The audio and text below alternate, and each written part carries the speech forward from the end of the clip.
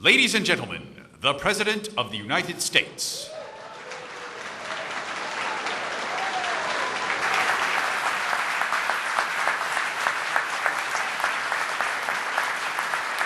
Thank you. Be sincere. Thank you all very much. I like to tell people part of my job is to be the educator-in-chief.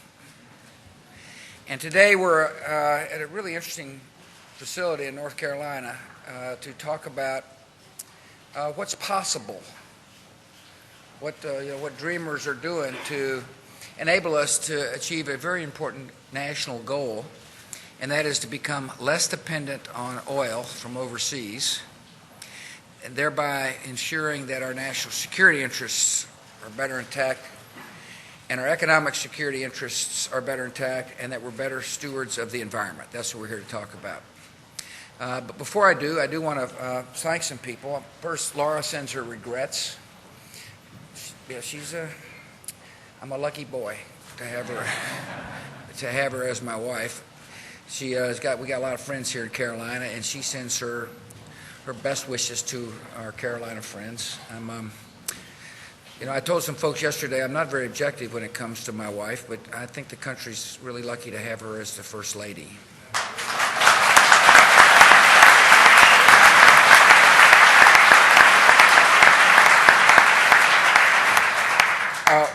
We're here at Novozymes, which is a company that makes enzymes. We're going to talk to Thomas, who is the president and plant manager, about what they do here and why it's relevant.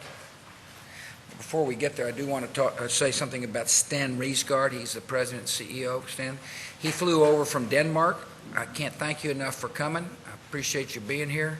It's it's interesting, isn't it, when you're able to sit in North Carolina and talk about a Danish company that is investing to not only help us become less dependent on oil, but equally importantly is investing capital which enables citizens from the United States to find good work. I toured around the facility and I asked people at the facility how long they had been working here, and a lot of people had been here 20 plus years.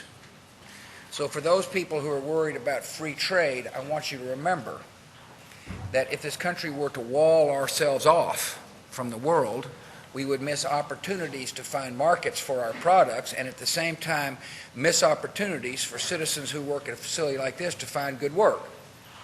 It's in our interest that we have free and fair trade. And so I thank you very much, Steen, for investing in the United States of America, and I appreciate the fact that you're sensitive to the needs of the workers here in the United States of America. And I see you're sitting next to your ambassador. Mr. Ambassador, welcome. I'm glad you're here.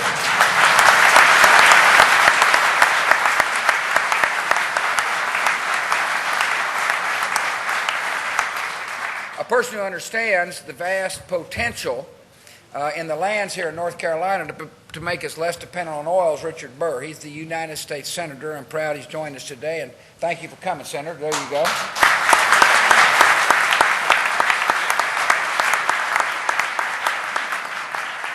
Congressman G.K. Butterfield. Thank you for being here, G.K. Appreciate you coming. He's the United States Congressman from the neighboring district. But he has enough interest in making sure that that we succeed in alternative sources of energy that he's here. He's also on this important subcommittee in the House. I appreciate your interest. Appreciate you joining us. I want to thank the Agricultural Commissioner from the great state of North Carolina, Stephen Troxler, who's joined us today. Steve, thank you for coming. There he is, right there. Good to see you. See, Steve needs to take an interest in this like he is. Because doesn't it make sense to be able to say to our farmers, grow what you can grow so it would become less dependent on oil? I like the idea of a president being able to say, wow, the crop report's in, we're growing more corn than ever before, which means we're importing less oil from overseas. It's an exciting time to think about that our farmers not only going to grow what we need to eat, but it's going to grow what we need to run our automobiles. And that's coming. That's what we're here to discuss today. I know it sounds like a pipe dream to some. There goes the optimistic president talking again.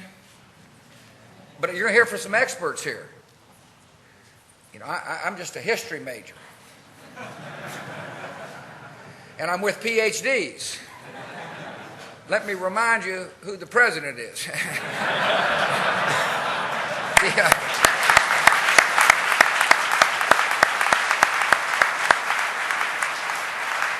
But the PhDs are providing the brain power necessary to help plants like this develop technologies that will enable us to convert wood chips into fuels that will run our automobiles. It's an interesting time, isn't it? When you're able to say we're on the verge of some breakthroughs that will enable a pile of wood chips to become the raw materials for fuels that will run your car. I appreciate the Mayor, Jenny Edwards here, Mayor of Franklinton, for joining us. Where are you, Madam Mayor? So, thanks for coming. Proud to see you again. And all the Novozymes employees, I appreciate you setting this deal up, and I appreciate you putting up with the hundreds who travel with me. And thank you for your warm hospitality. Really do. Look, I just told you the goal. The goal is for the United States to diversify away from old ways. And it's possible. And I do believe it is a proper use of your money, taxpayers' money, to spend to encourage research on interesting ideas. We spent about $12 billion since I have been your president to try to stimulate technologies that will literally change the way we live. A lot of that money has gone into clean coal technologies. If you're worried about dependency on oil from overseas, then it seems to make sense to me that we ought to be able to have the technology so that we can better use the resources we have here at home. I don't know if you know this, we got about 250 years worth of coal in America. That's what they estimate.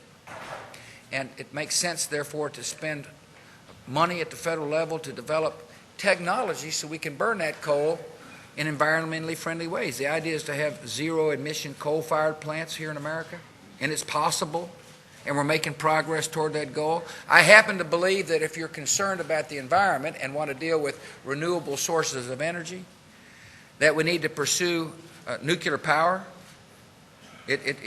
Those power plants emit zero greenhouse gases.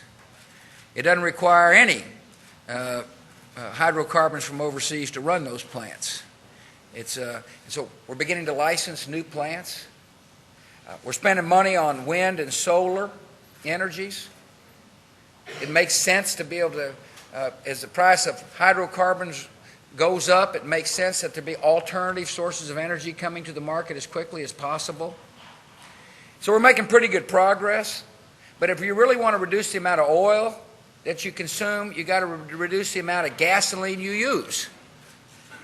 In other words, if you say we want to reduce our dependence on oil, what you really got to do is change gasoline usage in the United States.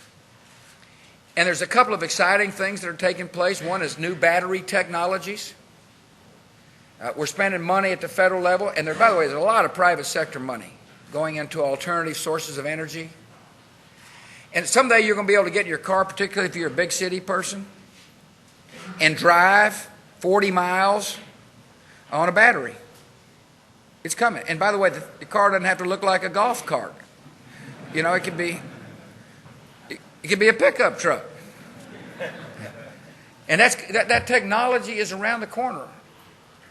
And if we're able to drive the first 40 miles or say 20 miles on gasoline, there's a lot of big city folks that will never have to use a drop of gasoline on a daily basis. They'll be driving via electricity. These are lithium-ionic batteries technology. So when you hear that term, you just got to know there's a lot of folks and a lot of money aiming hard to get this to the market as quickly as possible. Why? Because we set a goal for the United States to be less dependent on oil. Secondly, and this is what we're here to talk about today, is ethanol. It says that the new developments in ethanol, in other words, fuel derived from corn, can be diversified.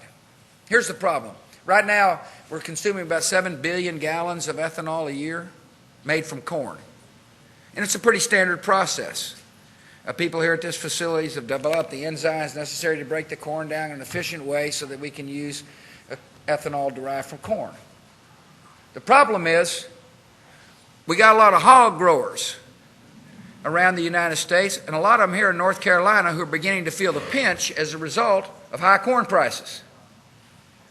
A lot of the cattle people around the United States. I got a few of them in my home state of Texas. They're worried about high corn prices affecting they're making a livelihood. In other words, the demand for corn because of agricultural use and now energy use is causing corn prices to go up. I bet you the agricultural commissioner's hearing from folks.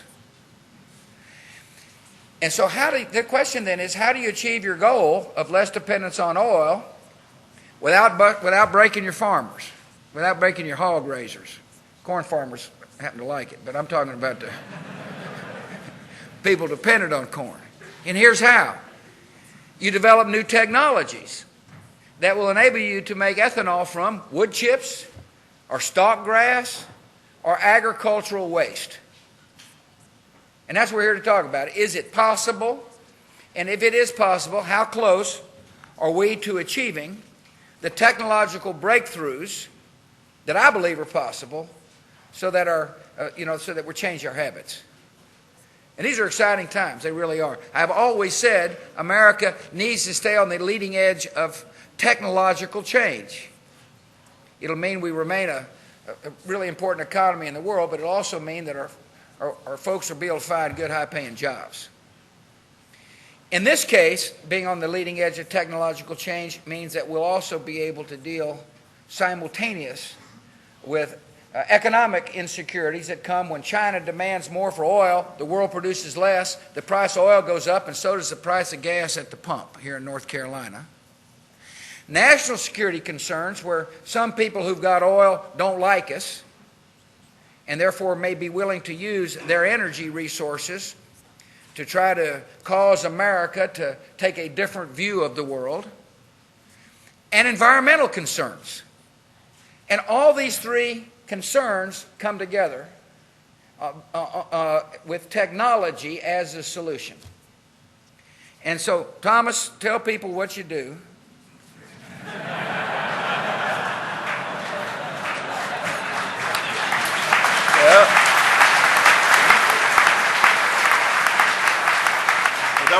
That was a nice introduction, and thank you, Mr. President. You may know, and many of you here, first of all, I want to welcome you very, very deep from my heart and from all my colleagues here in Franklinton. Welcome to North Carolina and welcome to Novozymes. And also welcome to the guests here. Yeah, thank you.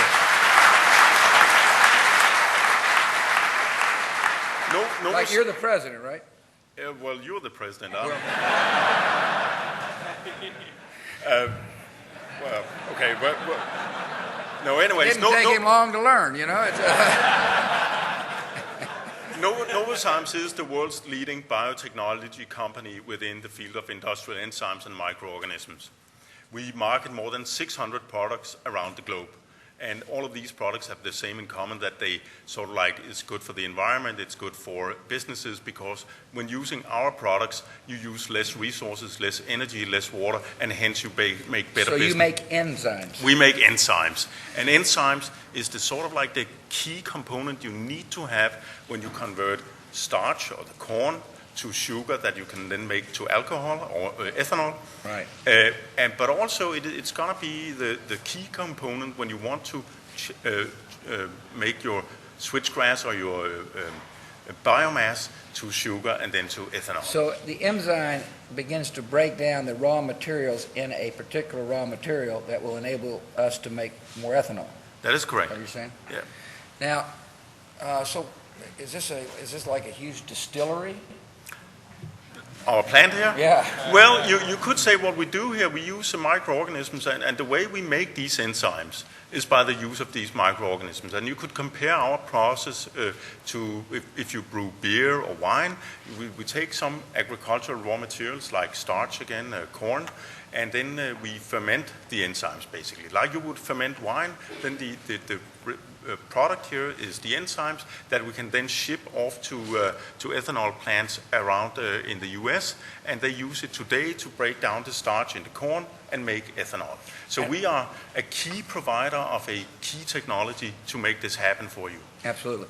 And I presume that one of the bottlenecks to achieving widespread ethanol production is the cost of enzymes. Have you seen any appreciable decline in the cost of enzymes since you have been producing it? Certainly. We have worked with enzymes for many, many years in Novozymes. We have a 60-year tradition of this, and so we are very, very good at it. We are the leading edge on all the technologies and all the markets we are, and therefore we are a company dedicated to innovation. Because innovation, as you talk about, being able to compete with others, innovation is our tool to do so. And so we reinvest more than 10%, actually 13% of our annual sales back into R&D.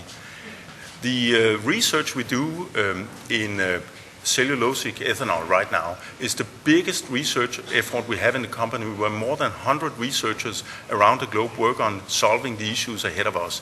What we have been able to do since 2000 until we reported it in 2005 on a grant provided to us from Department of Energy is to reduce the cost of conversion by a factor of 30. Yeah, I want to repeat this because you actually, he's talking about your money. And he said that we gave a grant, we the taxpayers of the United States gave a grant to the researchers of this company to see if they could not reduce the cost of producing the enzymes that would be critical to making ethanol, and this company was able to do so, reduce the cost by a factor of 30, which I think is a justifiable use of taxpayers' money to see those kinds of results. Thank you. Yeah. You got a lot of PhDs and yes, we do. degrees here? Yeah, a few, yes. You do? Yes, we do. The reason I mention that is that part of remaining a competitive society is to make sure our children get a good education early so that it is possible to get advanced degrees or high, at least a degree beyond high school. If you want a good job in America, you better go on after high school. I mean, the jobs in places like this are jobs that require brain power as much as anything else. And therefore, the educational system of this state, for example, has been critical in attracting industries such as the company we're talking about here. I mean, I go walking through the halls and shaking hands with people. We got people on doing sophisticated computer programming. We got lab technicians who got advanced degrees in bioengineering. And my only point is it reminds me of how important higher education is for this country. And I applaud the folks in North Carolina about being, on the leading edge of education. And that's why you got companies like this company here, paying pretty good money for jobs, I guess. That's correct. One of the reasons and what we really enjoy here is also you alluded to the education system here, but it's an integrated system from community colleges through all the levels at university, and there's a number of universities in the state that we also enjoy very close collaboration to. Amongst some of them are NC State University, of course. Good. Well, Thomas, thanks, buddy. You're welcome. I appreciate it. You handled it well. Kevin Wedner. Yes. Yeah, Kevin, how are you? What do you do? Great. I'm the manager of the R&D group that we have here in North Carolina for ethanol research. For this company? For this company, Great. yes. Yeah.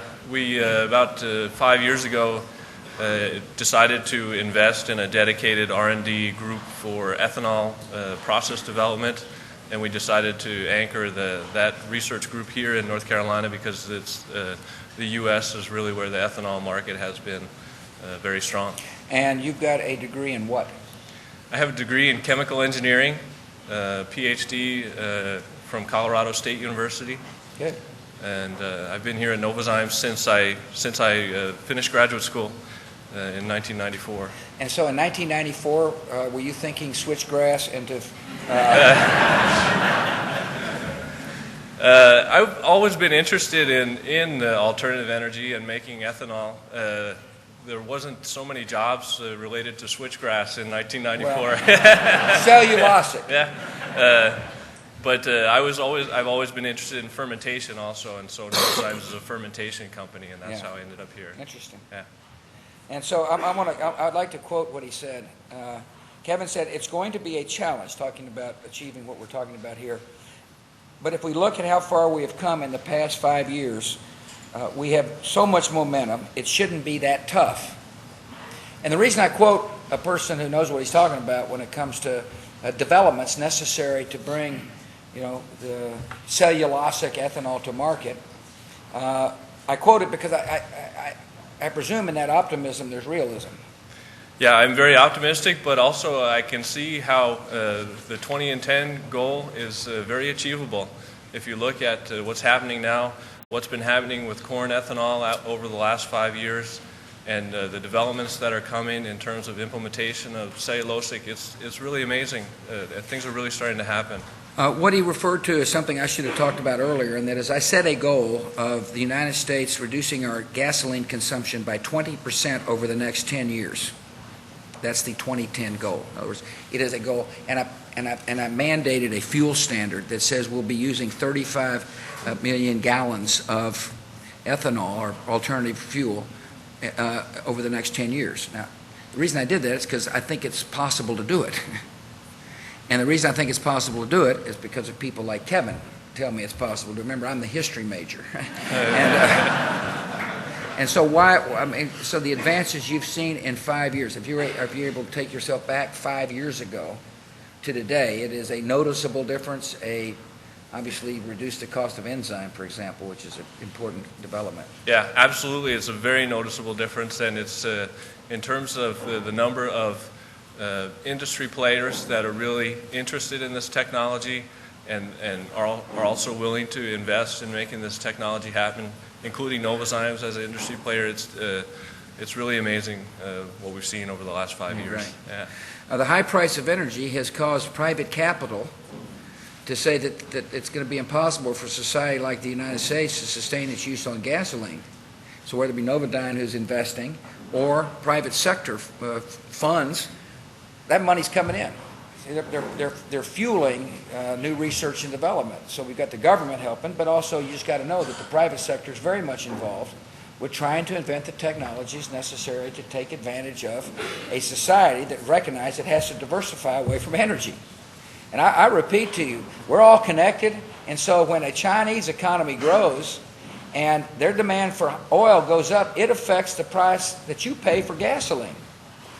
People got to know that, and therefore it's important for us to continue to advance these kinds of research projects. I met Dr. Mike in Greeley, Colorado, a year ago. Golden, exactly, Golden, Colorado. How quickly they forget. Anyway,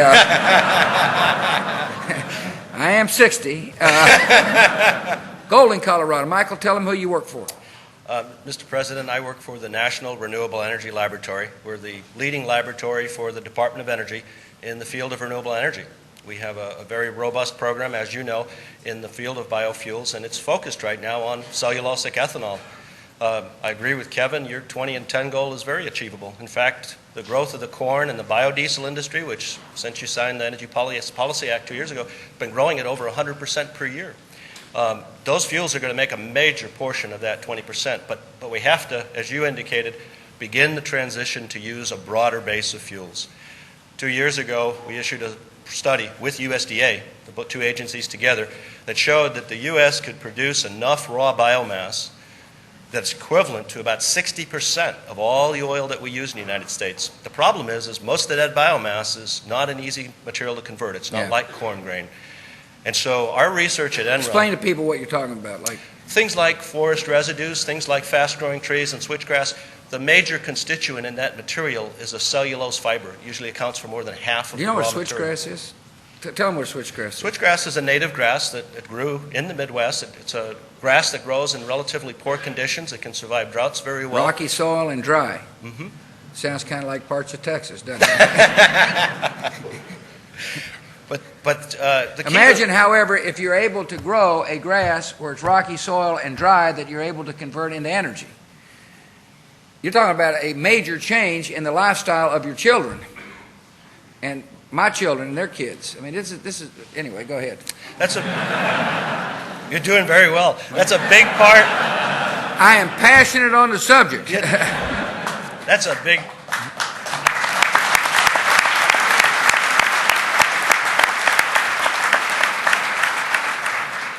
But that's a really big part of it, Mr. President. Being able to move to those marginal conditions and grow crops in areas where we're not currently growing crops, and then to have those crops that are specifically designed to produce feedstocks that are adapted well for the enzymes that Novozymes producing, can really increase the yield. It is how much ethanol we can make from a ton of biomass. One of the challenges when we started this project between NREL and Novozymes was that no one in the world really felt like enzymes could be a cost-effective technology in producing ethanol from raw material. Today, all the leading researchers in the world are working in that area because of the partnerships and because of the progress that Kevin has already talked about. But we're not there yet. And while I'm optimistic like Kevin, there's still a lot of hard work left to do, Mr. President. And we have work in the pretreatment area. We have work still to do in the enzymatic hydrolysis. And we still have research in the fermentation side. And so DOE right now is considering proposals to work with industry in the area of developing fermentation organisms, which is a really important part because the yeast, the bugs today that we use to make ethanol won't work in the future with these new feedstocks. So it's really important that we start this transition. At NREL, we work with all the other national labs. We especially work with Argonne National Lab and Pacific Northwest and Idaho and Oak Ridge. Those are all labs that work together within my center, and we try to coordinate our efforts to utilize all the skills at the national laboratories because each of the labs brings a unique set of skills to this challenging problem. We also work with a lot of other companies in addition to Novozymes, and those interactions are equally as important because one of the things that we're trying to do, Mr. President, when we talked last year, we talked about this, is to try to develop transitions that grow from existing industries. So instead of replacing the corn ethanol industry, we see cellulosic as evolving from it. Similarly, we can see how the pulp and paper industry might be able to evolve into biorefineries. Maybe even the massive petroleum refineries can someday evolve to take biomass materials. And you know we're doing some research in that area as well. It's really important that we stay on this track because in the long run, there's no other sustainable source of liquid transportation fuels other than biomass. Right. So we have to succeed at this. You know, it's interesting, you're probably wondering whether or not automobiles can be easily converted to use ethanol. And the answer is absolutely. There's a lot of automobiles in the Midwest that are filling up with 85% ethanol. They call what they call E85 pumps. It doesn't take much. So one of the barriers to the advent of a lot of ethanol use is not the automobile. It's easy to convert them. As a matter of fact, some of you out there probably have got a car that's that can use ethanol. You just don't know it. Flex fuel automobiles are called. Secondly, the production process, once we figure out that what needs to take place internally, is not that expensive relative to huge gasoline refineries. And what will happen is when you get a wood chip breakthrough, for example, where it becomes cost effective, you're going to have ethanol production plants all across North Carolina where the wood chips can be gathered. It's one of the reasons we keep talking about costs. It's just real practical. Somebody's not going to fill up their car with ethanol if it costs a lot more than gasoline. The consumer's pretty wise, and they care about the environment, no question about it. But if a person's having to drive back and forth to work, and they're going to generally pick the most economically competitive fuel to do that. People want to keep money in their pocket, and therefore, if it's costs less using gasoline, they'll use it. So therefore, that's why we're driving these research dollars to get the cost of producing ethanol down so it can compete. And it's going to happen. Because as that price of oil goes up, the price of gasoline goes up, which makes ethanol more competitive. And one reason, just so you know, one reason why there's been such a push is because when the price of oil went up from the early 2001 to where it is today, over about $60 a barrel, people are saying, well, we may not be able to sustain this. We better get moving. And that's what's happening. North Carolina State. Ratna. Welcome. Thank you. You're a doctor of? Biological engineering. Biological engineering. Chemical engineering. Biological engineering.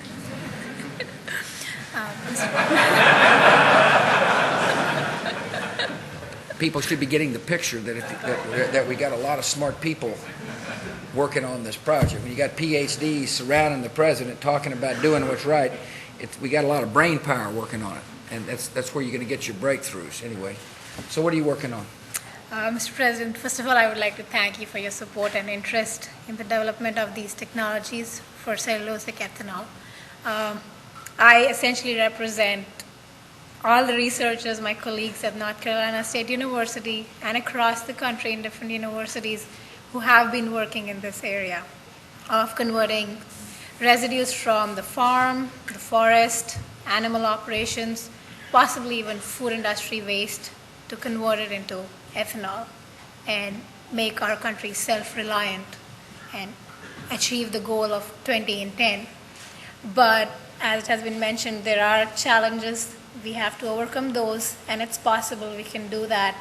We do need more investment and funding support, definitely, to speed up this process of achieving this goal in 10 years.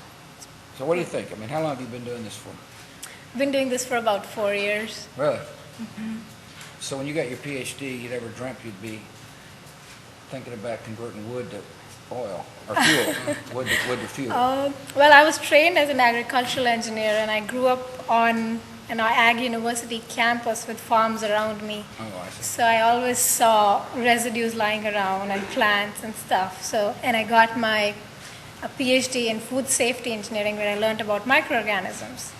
So when I saw this opportunity, it was like putting together engineering and microbiology to process something and get value from something that's typically not. And are other people at North Carolina State working with you on this project? Yes, they are. There are people working on utilizing forest residues, wood chips for converting to ethanol. There are people working on different ag residues, sweet potatoes, which is a starch-based feedstock. People working on biodiesel from agricultural resources. So there are a lot of people working on overcoming the challenges of pretreatment and converting the carbohydrates into sugars and then eventually fermenting it into ethanol. Yeah. And my focus has been more on ag residues like cotton stalks, hays, and straws, which would typically not be Cotton useful. stalks, pretty interesting, isn't it? They are. They now get plowed up into the ground. Your idea is to get them so they can end up in somebody's automobile, not in the ground. Exactly. Because there is a lot of potential, and like switchgrass, which grows in marginal lands. Yeah. And we have, like you mentioned, a big swine industry here in North Carolina. So the advantage is we could possibly put the two together, use animal waste as a nutrient source to grow the switchgrass and then convert it into ethanol, so Yeah. you're getting energy from waste. So people pretty upbeat about it? People feel pretty upbeat? Well, people who are aware and looking forward to switching from fossil fuels to renewable energy, yes, they are. Feeling pretty good. And they feel it's achievable, we can do it. We just need to work a little harder on that. Yeah, a little more money and a little harder, huh? Talk to my man Michael. He's the guy distributing some of the money. Well, good. Thanks, Doc. Thanks for joining us. Thanks, Sure Mr. proud to hear President. it. NC State's a fine, fine institute. I know you're proud to work there. Yes, I am. Ryan, where are definitely. you from? From the University of Georgia in Athens, Georgia. It's a bold man to come here to North Carolina.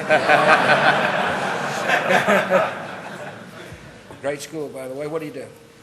I'm with the university's, I'm in charge of our pilot facilities that are looking into really transitioning some of this technology from the bench out to industry, looking at really the wide or broad spectrum of this concept of biomass to energy that includes fuels and includes electrical and different bioproducts, and really running the gamut of this whole type of industry. And we have a pretty large research facility looking into this at all of these levels. In Athens, yes.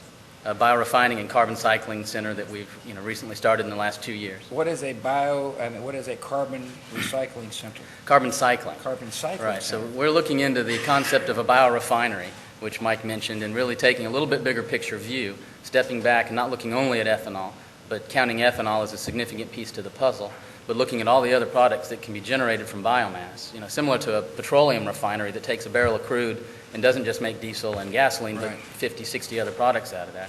So we're looking at our wood chips as that barrel of crude, taking that and turning it into a larger profit stream than just a single product, and we believe that's going to drive the economics. What other products? There's a whole host of products, the char, the stuff that's in a thermochemical process instead of a biological process, or the sugar platform. The Department of Energy really breaks up when they talk about our production of ethanol into two pathways. One is thermochemical and the other is our fermentation or our sugar platform that we've kind of been talking about now. The thermochemical platform allows us to take all these different biomass streams, treat them with heat in a certain way, release all of the energy from those, and we can capture that, turn that into our products. So one product we have left is the carbon that's left over. We're able to look at that as a soil amendment and take that carbon without releasing it into the atmosphere, put it back into the ground. And then we have everything that comes out of that biomass that we can turn into ethanol. We can turn into specialty chemicals for our chemical industry as precursors to things like nutraceuticals, pharmaceuticals. And then we have the gas that comes off that could be maybe cleaned up and used as a pipeline quality gas like natural gas to heat homes. All from one big pile of wood chips? All from one big pile of wood chips, right. You know, we're at a very unique place. You got to dream big in order to be able to get her done. That's good. We are at a unique place right now, and the technology is there. Isn't it? It's, I'm not so sure if they'd believe me in the coffee shop in Crawford if I told him what he just told me, but it's possible. It is, right. I like to say we're not there yet, but we can see it from here. You can? Yeah. We've got two on the ground in the next 18 months in Georgia. We've got a biorefinery taking wood chips to ethanol. We've got a traditional corn ethanol plant going in. We've got two what we call integrated biorefineries that are going to be pulling mostly, we have 24 million acres of commercial forests in Georgia, so that's a big priority for us. And the pulp and paper industry has been going other places. Are they investing? The industry itself? Yeah. The part of the pulp and paper industry, that is the growers, the landowners, are very interested in finding a market for their wood so they can get a higher price for it. I think the paper mills might be less interested in paying a higher price for their feedstock than the growers are. But yeah, so they're definitely investing. The university and the Governor Perdue has set a mandate out for us to really invest in public-private partnerships. So we can take the public money, and he likes to say he wants to see industry with skin in the game, who is able to put money and people involved in this effort. And so we've created a facility where we can locate industry on campus with us, so that when we do develop a technology, this technology transfer from academia to industry is seamless. We're excited about that because guys like us who are in academia or government, we can provide money and resources, but it's going to be the market who has to pick it up and take it to get it into the consumers. Absolutely. Yeah. That's pretty interesting, isn't it? Thanks for coming. I'm glad you came over. Oh, thank you, Mr. President. We're excited to be here. Great opportunity. And then we're going to end up with Terry Roos. All of the PhDs around the table, I don't have one of those, but I'm glad to join you. I'm happy to report to you that the ethanol industry is alive and well and up and taking nourishment. And so what do you do? I am the Chief Operating Officer for Agri-Ethanol. It's a privately held ethanol company in Raleigh. And what do you We are developing, our strategic plan is to develop 10 108 million gallon a year ethanol plants in the So you're going to be the manufacturer. We are going to be the manufacturer. Right. Thanks to the vision of Dave Brady and the guys that own Agri-Ethanol, I've been able to develop a really flexible project in that we have it designed to start out as a corn plant to process corn. We were building an 11,000 foot of track, big loop track to be able to bring corn in by rail and take ethanol back out. In the center of that loop track, we've engineered the ability to handle wood chips. So we've got all of that in place. We have a CO2 company that will process the CO2. Any of the CO2 that doesn't go to that direction to make food grade liquid carbon dioxide will be directed into hydroponic gardening or into growing algae to support an adjacent biodiesel plant. That we have the real estate to put one of those on. So you intend to buy the enzymes from this company to run in your plant?